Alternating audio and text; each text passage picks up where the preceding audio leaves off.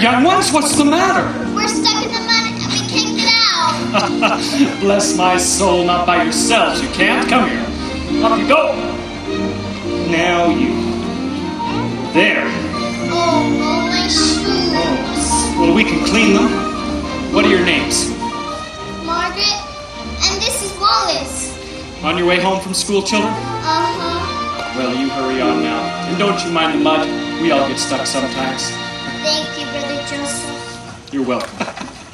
Charity never faileth. Oh, Joseph. All the people you rescue? Oh.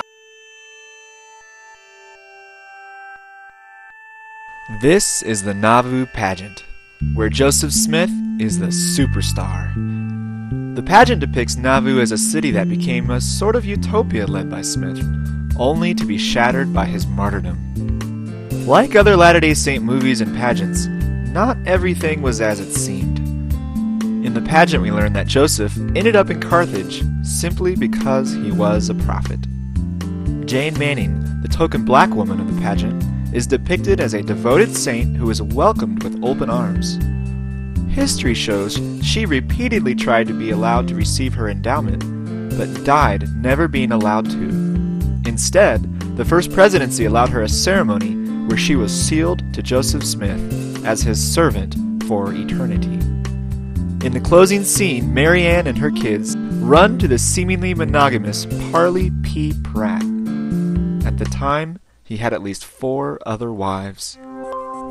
We're here at the Carthage jail, and I've just finished another of several tours that I've taken at this building over the past many years, and once again experienced the fact that there was a lot of information that was left out of the tour. And in fact, though we were told that Joseph Smith was here awaiting trial, we weren't even told why he was here. When I had to ask the question, you know, what was the reasons, because she just mentioned that he was waiting for this trial.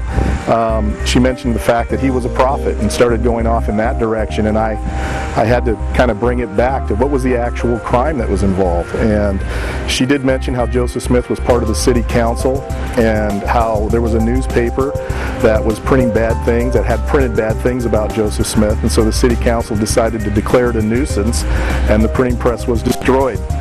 Later on, I asked her if that was a normal thing, because she did say it was quite common, so I wanted her to make it very clear what was common. Was it declaring it a nuisance or destroying the press? Was that common? And she said destroying the press was common. In fact, there had been about 20 examples of that, not specifically in this area, but around the area. Of course, I don't know if that can really be verified, but that's what she told us. Although she did admit that there was a lot about this that she did not know and that she needed to study on. Said no charges were made against the 20? She actually said that no charges were ever brought forth, as far as she knew, in the other 20 cases. When we got to the final part of the tour, she's, of course, talking about the death of Joseph Smith. No mention was made of the gun, the smuggled pistol that was given by Cyrus Wheelock to Joseph Smith. No mention was made of the Derringer that was ultimately given to Hiram Smith. Again, we are led to believe that all they had for their defense was by holding themselves against the door. She did mention the walking stick that John Taylor, I believe she mentioned, had. And that was about it. Hiram is shot in the face. She pointed out the fact that there was a bullet hole in the door, and how Hiram fell, and how Joseph went from him to the window, and he was shot twice in the chest, and so on, and ultimately fell through the window to his death. Over my shoulder is the window where Joseph Smith fell to his death. This is where he gave his Masonic signal of distress, beginning with the phrase, "O Lord my God, is there no help for the widow's son?" Smith was only allowed to get the first 4 words out before he was shot and ultimately fell. This story has been verified by Mormon historians, including Richard L. Bushman.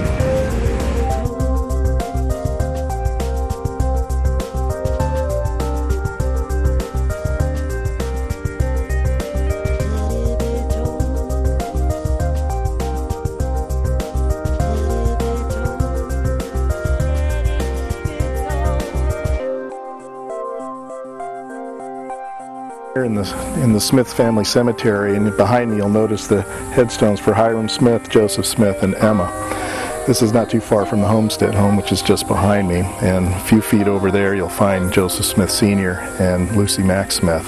One thing you won't find in this particular cemetery are the plural wives of Joseph Smith, about 30 of whom he married during the time here in Nauvoo. They aren't found here. But you will find that there are other family members, including Louis Bideman, who was the husband of Emma Smith after Joseph Smith died. Louis Bideman was not a believer in the LDS movement. In fact, he's designated or called an agnostic. But one thing that was similar between Louis Bideman and Joseph Smith is both of them seem to have fidelity problems.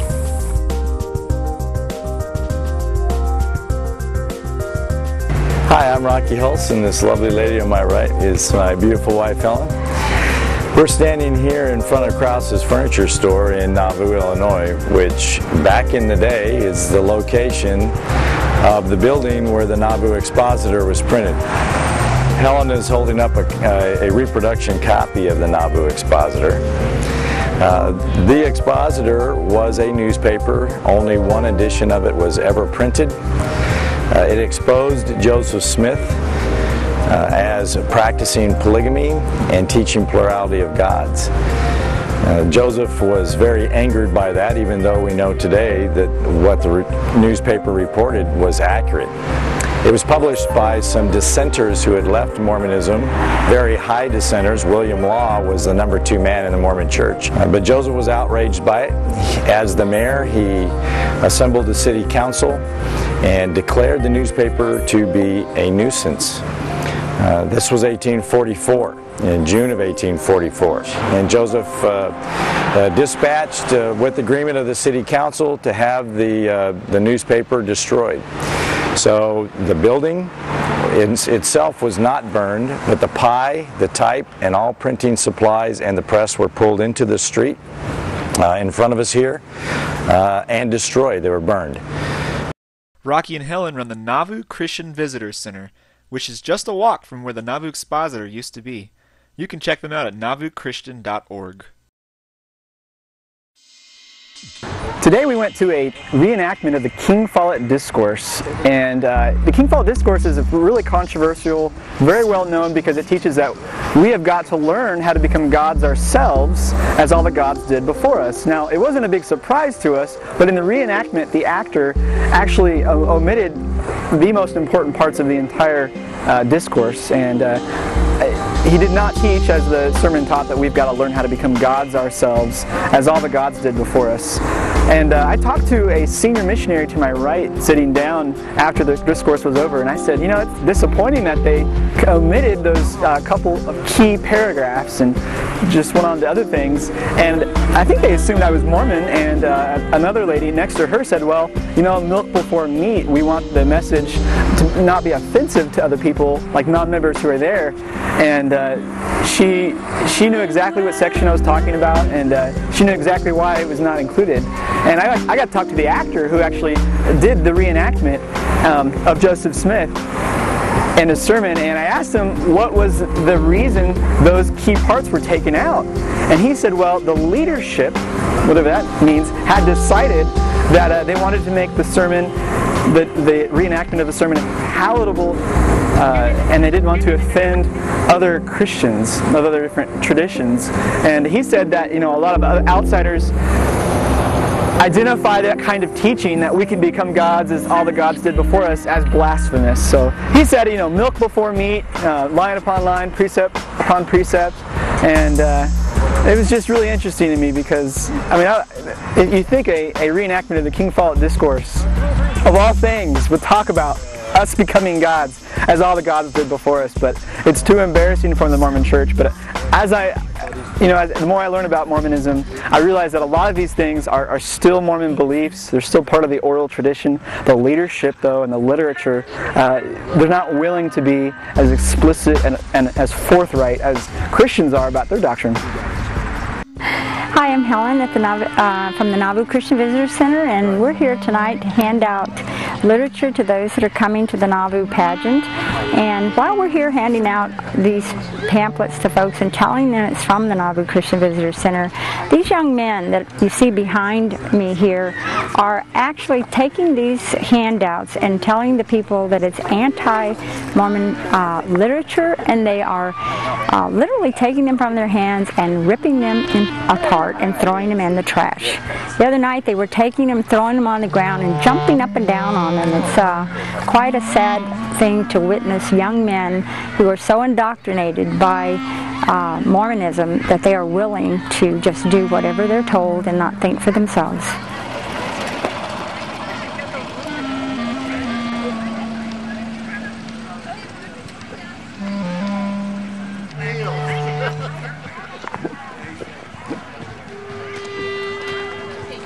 Good evening, how you doing? I know, but you know what? Cooking's giving up for a good thing.